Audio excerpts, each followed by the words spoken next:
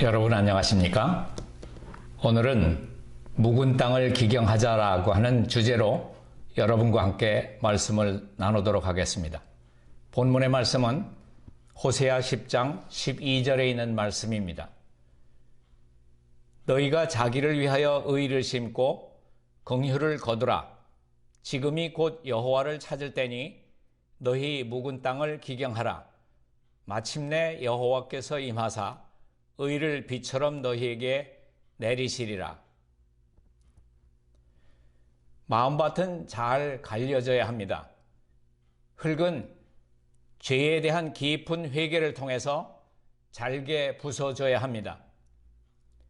이는 주님의 임재로 그분의 의가 우리에게 부어질 것이기 때문입니다. 선천적으로 악한 성질도 예수님의 이름과 힘을 의지하며 열심히 노력함으로써 극복할 수 있습니다. 성경은 이 묵은 땅을 기경하라는 말을 어떤 다른 표현으로 말하고 있습니까? 에베소서 4장 22절부터 24절에 있는 말씀을 보겠습니다. 너희는 유혹의 욕심을 따라 썩어져가는 구습을 좇는 옛사람을 벗어버리고 오직 심령으로 새롭게 되어 하나님을 따라 의와 진리의 거룩함으로 지으심을 받은 새 사람을 입으라. 1900년도 초 영감의 글에 이렇게 기록하고 있습니다. 범하여진 죄는 회개할 것이 없는 참다운 회개가 요구된다.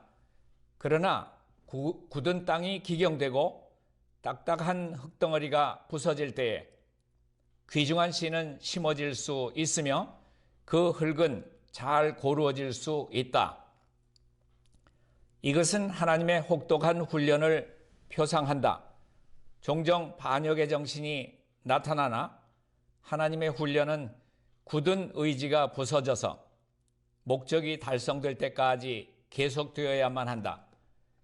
자연계서와 마찬가지로 영적 사물에 있어서도 이 일을 행해져야만 한다. 때때로 영적 수확을 가져오기 위하여 혹독함이 필요하다. 씨를 적절히 심지 않고 땅을 경작함이 없이는 수확의 단을 거둬들일 수 없음이 하나님의 위대한 법칙이다. 사람은 심은 대로 거두게 됩니다. 만일 사람이 참된 회개를 심는다고 하면은 그는 확실한 선행의 보상을 거둘 것입니다. 만일 그가 믿음을 계속 심으면 평강을 거둘 것입니다. 만일 그가 거룩한 자가 되고 저속하고 어리석은 것에 대한 욕망으로부터 정결하게 됨을 심는다고 하면은 의와 완전한 사랑을 거두게 될 것입니다. 에레미야 당시에 하나님의 백성들의 마음의 밭은 황폐된 가운데 있었습니다.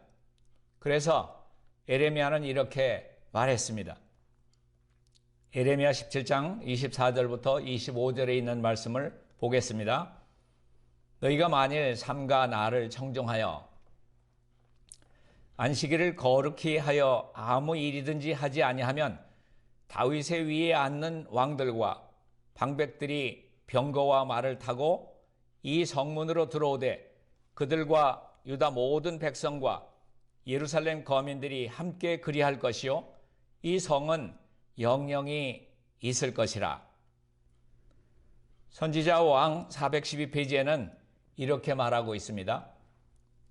충성에 대한 보상으로 이러한 번영이 약속되었지만 이 약속에는 그 거민들이 하나님과 그분의 율법에 충실하지 않을 때에 그 성읍에 내릴 무서운 형벌에 대한 예언도 첨가되어 있었다.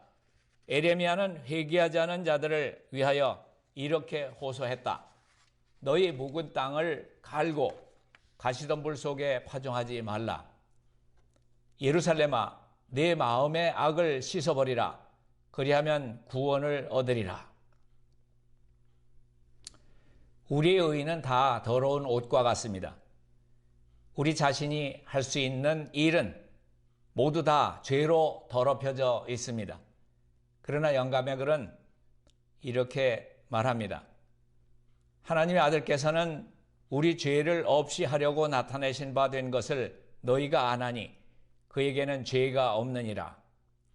죄는 불법으로 정의되었다. 그러나 그리스도께서는 율법의 모든 계명을 지키셨다.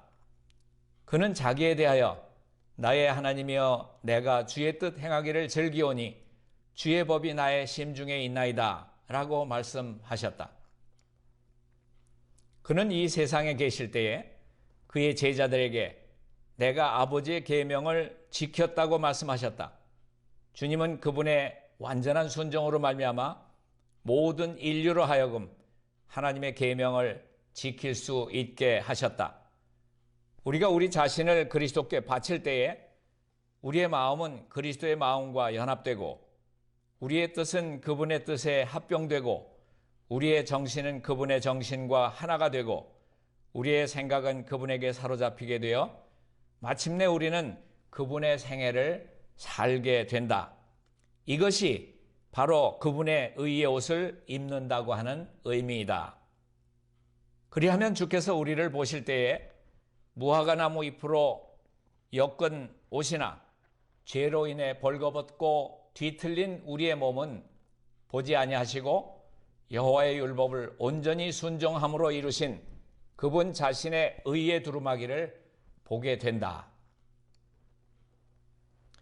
비록 품성에 그릇된 한 가지 특성, 또 간직하고 있는 하나의 그릇된 죄악적인 욕망일지라도 마침내는 복음의 능력을 모두 무효로 만들 수 있는 것입니다. 교회증언 5권 53페이지에는 이렇게 말합니다. 하나의 죄악적 욕망이 널리 보급되어 있다는 사실은 영혼이 기만당하고 있음을 나타낸다. 그 욕망에 빠질 때마다 하나님께 대한 영혼의 반감은 강해진다. 의무의 고통과 죄악의 쾌락은 사단이 사람들을 그의 올무에 묶는 줄이다. 하나의 그릇된 행동을 하기보다는 차라리 죽고자 하는 자들이 성실한 자로 판명될 유일한 사람들이다. 하나님의 영을 통하여 그대들에게 전달된 증언은 다음과 같다. 적과 화평의 교섭을 하지 말라. 가시들은 죽여버려라. 그렇지 않으면 그것들이 그대들을 죽일 것이다. 마음의 묵은 땅을 갈아라. 그 일을 깊고 철저하게 하라. 진리의 보습이 잡초와 진레나무들을 뽑아내게 하라. 에스겔 11장 19절부터 20절에 있는 말씀을 보겠습니다. 내가 그들에게 일치한 마음을 주고 그 속에 새 신을 주며 그 몸에서 굳은 마음을 제하고 부드러운 마음을 주어서 내 율례를 좇으며 내 규례를 지켜 행하게 하리니 그들은 내 백성이 되고 나는 그들의 하나님이 되리라. 어떻게 할 때에 굳은 마음을 제해지고 또 새 마음을 받을 수 있나요? 성경 주석을 소개합니다. 그대들의 마음이 완고한 것 같이 보인다 해서 낙심하지 말라. 모든 장애와 마음속의 모든 적은 그대들의 그리스도에 대한 필요성을 더 크게 할 뿐이다. 그분은 굳은 마음을 제해버리시고 부드러운 마음을 주시기 위해 오셨다. 그대들의 독특한 결함을 정복하는 특별한 은혜를 얻기 위하여 그분을 바라보라. 유혹을 받을 때 악한 자극에 완강히 저항하라. 그대들의 영혼에게 어떻게 내가 나의 구주를 욕되게 할 수 있으랴? 나는 자신을 그리스도께 바쳤다. 나는 사단의 일을 할 수 없다고 말하라. 모든 우상을 버리고 사랑하는 모든 죄악을 버릴 수 있도록 도와달라고 사랑하는 구주께 부르짖으라. 예수님께서 우리를 위하여 하나님 아버지의 보좌 앞에 서셔서 그의 상하신 손을 내보이시면서 그대를 위하여 간구하고 계심을 믿음의 눈으로 바라보라. 그대들의 귀하신 구주를 통하여 그대의 힘을 얻는다는 것을 믿으라. 이기는 자들을 위해서 예비하신 면류관을 믿음의 눈으로 바라보라. 구속받은 자들의 다음과 같은 환희의 노래를 들으라. 일찍 죽임을 당하사 우리를 사서 하나님께 드리신 어린 양이 합당하도다, 합당하도다. 이런 장면들을 실제적인 장면처럼 생각하라. 새 마음을 받은 표에 대해서 영감의 글을 소개합니다. 많은 사람들이 특별히 새 마음이라는 이 귀절에 걸려 넘어가는 수가 있다. 그들은 그것이 무슨 뜻인지 모른다. 그들은 감정에 특별한 변화가 일어나기를 바란다. 그들은 이것을 회심이라고 부른다. 거듭나야 한다는 말씀을 깨닫지 못하기 때문에 수천 명의 사람들이 위와 같은 오류에 걸려 넘어지고 파멸한다. 사단은 사람들이 격렬한 감정을 느꼈기 때문에 이제 그들은 회개했다고 생각하게 하지만 그들의 경험은 변하지 않았다. 그들의 행동은 그전과 똑같고 그들의 생애에는 선한 열매를 내지 않는다. 그들은 기만을 당한 것이다. 그들의 경험은 감정 이상으로 더 깊이 나아가지 못한다. 그들은 모래 위에 집을 짓는 사람들이다. 광풍이 불어올 때 그들의 집은 휩쓸려 나가고 말 것이다. 예수님께서 새 마음에 관해서 말씀하실 때 그는 마음과 생활과 인격 전체를 의미한 것이다. 마음의 변화를 갖는다는 것은 세상에 붙은 애정을 거두어 그리스도께 묶는 것을 뜻한다. 새 마음을 갖는다는 것은 새로운 각오와 새로운 목적과 새 동기를 갖는 것을 말한다. 그러면 무엇이 새 마음을 받은 표인가? 그것은 변화된 생활이다. 매일 매시간 이기심과 교만에 대해서 죽는 것이다. 새 마음을 유지하는 방법에 대해서 성경 주석을 보겠습니다. 하나님의 말씀 속에 기록된 가장 열렬한 기도 중에 하나가 오 하나님이여 내 속에 정한 마음을 창조해 주소서라고 드린 다윗의 기도이다. 그러한 기도에 대한 하나님의 응답은 새 마음을 내가 네게 주겠다는 것이다. 이것은 유한한 인간이 할 수 없는 일이다. 사람들은 참다운 그리스도인 경험을 얻으려는 마음으로 가장 열렬하게 하나님을 찾으면서 처음부터 시작해야 한다. 그들은 성령의 창조적인 능력을 느껴야 한다. 그러면 그들은 새 마음을 받을 것이며 그 마음은 하늘의 은혜로 말미암아 부드럽고 섬세하게 보존된다. 이기적인 정신은 영혼에게서 없어져야 한다. 각 사람은 지도를 받고 용기를 얻기 위하여 예수님을 바라보면서 열렬하고 겸손한 마음으로 힘써 일해야 한다. 그렇게 되면 그 집은 서로 연결하여 주 안에서 성전이 되어 갈 것이다. 실물교훈 162페이지에는 이렇게 말씀하고 있습니다. 그리스도의 능력에 이끌린 죄인이 십자가 앞에 나아가 부복할 때 그는 새로 창조함을 받는다. 그는 새 마음을 받아 그리스도 예수 안에서 새로 지음을 받게 된다. 그리고 더 요구될 것이 없는 거룩함을 입게 된다. 하나님은 예수 믿는 자를 의롭다 하시는 분이시다. 그리고 의롭다 하신 그들을 또한 영화롭게 하셨다. 하늘로서 다른 음성이 나서 가로되 내 백성아 거기서 나와. 이 말씀은 우리 계시록 18장 4절에 나오는 말씀인데 거기서 나오라고 하는 것은 바벨론에서 나오라고 하는 뜻입니다. 그의 죄에 참여하지 말고 그의 받을 재앙들을 받지 말라. 바벨론 가운데서 나오라고 하는 것은 다름 아닌 곧 세상에서 나오라고 하는 것입니다.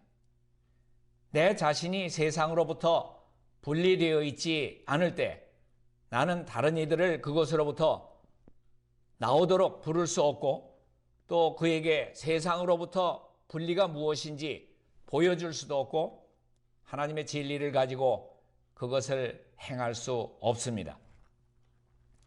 그것은 오직 내 자신이 세상으로부터의 분리가 무엇인지를 경험으로 알고 있지 않는 한 이루어질 수가 없는 것입니다. 여기에 대해서 고린도후서 6장 17절은 이렇게 말하고 있습니다. 너희는 저희 중에서 나와서 따로 있고 부정한 것을 만지지 말라. 내가 너희를 영접하여 너희에게 아버지가 되고 너희는 내게 자녀가 되리라. 우리를 부르사 세상에서 나와서 따로 있으라고 하신 것은 우리를 지극히 높으신 분의 아들과 딸로 삼으시기 위함입니다.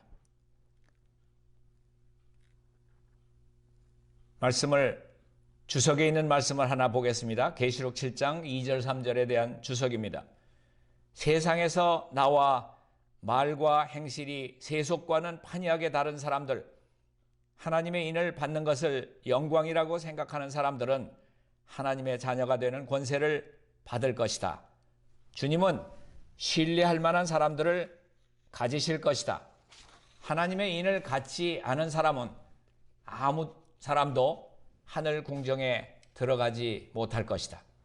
죄로 저주받은 이 땅에서 이 표를 영광으로 여기고 거룩한 담력으로 이 표를 가진 사람들은 위에 있는 궁정에서 그리스도의 인정을 받고 존귀를 얻을 것이다. 그리스도를 따르는 자녀들 앞에는 싸워야 할 그러한 싸움이 놓여 있으며 세상에서 나와 분리되고 그리스도의 생애를 닮아가는 과정에서 매일 져야 할 그러한 십자가가 놓여 있습니다. 영감의 글을 보겠습니다. 그리스도를 따르는 사람들 앞에는 전쟁이 있다. 저들은 세상에서 나와서 그리스도의 생애를 본받기 위하여 날마다 십자가를 져야 한다. 가래뽑은 기별 386페이지에는 다시 이렇게 말합니다. 주님께서는 사람들에게 새 마음을 주시기 위해 오셨다. 주님께서는 새 마음을 너희에게 줄 것이라고 말씀하셨다. 그러나 그리스도의 시대에 있어서나 오늘날에 있어서 스스로 의롭다 하는 정신은 새 마음을 가질 필요성을 느끼지 않는다. 교회증언 4권 109페이지 가운데 있는 말씀을 보겠습니다. 주님께서는 우리로 하여금 저희 중에서 나와서 따로 있고 부정한 것을 만지지 말라고 명하신다. 그리하면 그분은 우리를 받으셔서 우리에게 아버지가 되시고 우리는 그분의 아들과 딸이 될 것이다. 만일 우리가 하나님의 가족으로 받아들여지기를 원하며 하늘 왕의 자녀가 되기를 원한다면 우리는 그분의 조건에 일치해야 한다. 우리는 세상에서 나와서 그분의 교훈을 순종하고 그분을 섬기는 특별한 백성으로 주님 앞에 서야 한다. 하나님의 자녀가 되는 조건은 무엇입니까? 말씀 가운데 이렇게 되어 있습니다. 하나님께서 우리를 받아주시는 조건은 세상에서 나와서 분리되어 모든 비밀스러운 죄를 버리고 하나님의 요구사항을 일부러 범하지 않는 것이다. 우리의 마음은 마음의 밭은 잘 갈려져야 합니다. 흙은 죄에 대한 깊은 회개를 통해서 잘게 부서져야만 합니다. 의해한 사단의 잡초는 뽑아버려야 합니다. 가시떨기에 덮였던 밭은 부지런한 노력에 의해서만 회복될 수 있습니다. 이와 같이 선천적으로 악한 성질도 예수님의 이름과 힘을 의지하면서 열심히 노력함으로써 극복할 수 있는 것입니다. 주님께서는 그분의 선지자를 통해서 너희 묵은 땅을 갈고 가시덤불 속에 파종하지 말라고 말씀하셨습니다. 우리의 묵은 땅을 깊이 기경하시기를 바라면서 말씀을 여기서 줄이도록 하겠습니다.